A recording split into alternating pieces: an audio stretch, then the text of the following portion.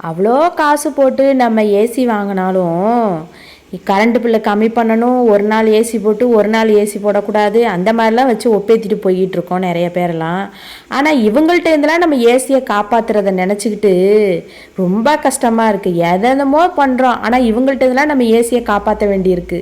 பாருங்களேன், ஏசிக்குள்ளே எப்படி இருந்து என்ன எடுக்கிறேன் பாருங்கள்.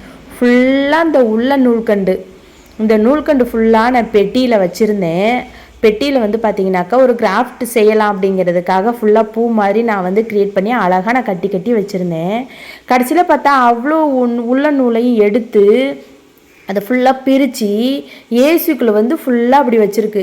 இதுக்கு முன்னாடி என்ன பண்ணுச்சு அப்படின்னாக்க ஒரு பெரிய துண்டு வச்சு ஏசிக்கு மேலே ஹோல் இருக்குது பாருங்கள், காற்று வர்றதுக்காக. அது ஃபுல்லாக ஏசி போட்டால் எல்லாம் வெளியே போகுதுறதா அதில் ஒரு டவல் வச்சு நல்லா காற்று போகாமல் அடைச்சி வச்சுருந்தேன்.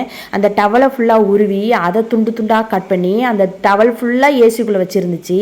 கடைசியில் பார்த்தா ஏசிக்குள்ளே தண்ணியெல்லாம் அந்த துண்டு உறிஞ்சி வீட்டுக்குள்ளே தண்ணி ஒழுக ஆரம்பிச்சிட்டு, சரி என்னடான்னு தெரியலையே, ஏசியில் தான் வேறு ஏதோ பிரச்சனை போல அப்படின்னு நினச்சி நானும் அதுக்கப்புறமே இப்படி ஓப்பன் பண்ணி பார்த்தா ஃபுல்லாக டவலாக இருந்துச்சு, இப்படி பிச்சு.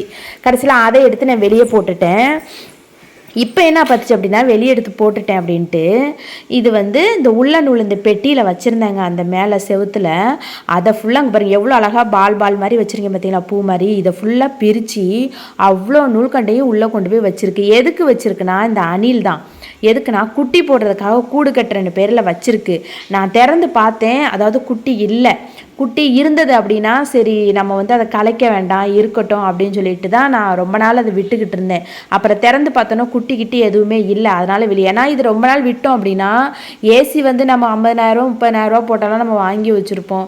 இதை கொஞ்சம் பார்க்கல ஆரம்பத்தில் நம்ம கவனிக்கல அப்படின்னா ஏசிக்கு வேறு ஏதாவது ஒயரு கீரை உள்ளே போகிறதெல்லாம் நிறைய கடிச்சும் வச்சுருக்கு.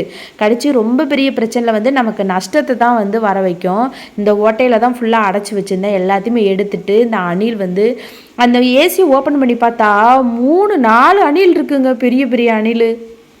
சப்போஸ் ஒரு வேளை குட்டி எதுவும் போட்டுதுச்சா கண்டிப்பாக நான் கலைச்சிருக்க மாட்டேன், அப்படியே வச்சுருந்துருப்பேன். அதெல்லாம் எதுவும் இல்லை அப்படிங்கிறனால தான் சரி ஏசிக்கு ரொம்ப பெரிய பிரச்சனை இருக்கிற கஷ்டத்தில் இதில் ஏசிக்கு வேறு நம்ம ரிப்பேர் ஆச்சு அப்படின்னா அதையும் நம்ம சரி பண்ணுறதுக்கு கையில் சுத்தமாக துட்டு கிடையாது, ரொம்ப கஷ்டமாக இருக்கும் அப்படின்னு சொல்லிட்டு தான் என்ன பண்ணிட்டேன், அந்த கூண்டை எடுத்துட்டேன். ஒரு 2 டைம் எடுத்துட்டேன். அது வேறு எங்கேயாவது போய் கூண்டு வச்சிரும். நான் என்ன நினச்சேன், அந்த நூல்கண்டெல்லாம் இன்னொரு அட்டைப்பெட்டியில் போட்டு அப்படி சைடில் வச்சிடலாமா அப்படின்னு சொல்லி பார்த்தேன். ஒரு வேளை சப்போஸ் கூடு கட்டுதுன்னா அதிலே கூட கட்டிக்கலாம்ல. ஏசியெல்லாம் வாங்கினீங்கன்னா நீங்களும் இந்த மாதிரி அஜாக்கிரதையாக இருக்காதீங்க. தயவு செஞ்சு மேலே உள்ள ஹோலெல்லாம் சூப்பராக கம்ப்ளீட்டாக அடைச்சிருங்க. அதே மாதிரி அணில் ஏதாவது இந்த மாதிரிலாம் வந்துச்சு அப்படின்னா கண்டிப்பாக வீட்டுக்குள்ளே மேக்ஸிமம் விடாதீங்க. இந்த மாதிரிலாம் நிறைய நஷ்டம் வர்றதுக்கு உங்களுக்கு நிறைய வாய்ப்பு இருக்குது. அதனால் கொஞ்சம் கவனமாக இருந்துக்கோங்க நீங்களும். இந்த வீடியோ உங்களுக்கு யூஸ்ஃபுல்லாக இருந்ததுன்னு நினச்சிங்கன்னா வீடியோக்கு ஒரு லைக் கொடுத்துருங்க. நம்ம சேனலையும் சப்ஸ்கிரைப் பண்ணிக்கோங்க. பெல் ஐக்கானை கிளிக் பண்ணி ஆளுங்கிற ஆப்ஷனை செலக்ட் பண்ணி வச்சுக்கோங்க. இன்னொரு வீடியோவில் உங்களை சந்திக்கிறேன். அது வரைக்கும் பாய்.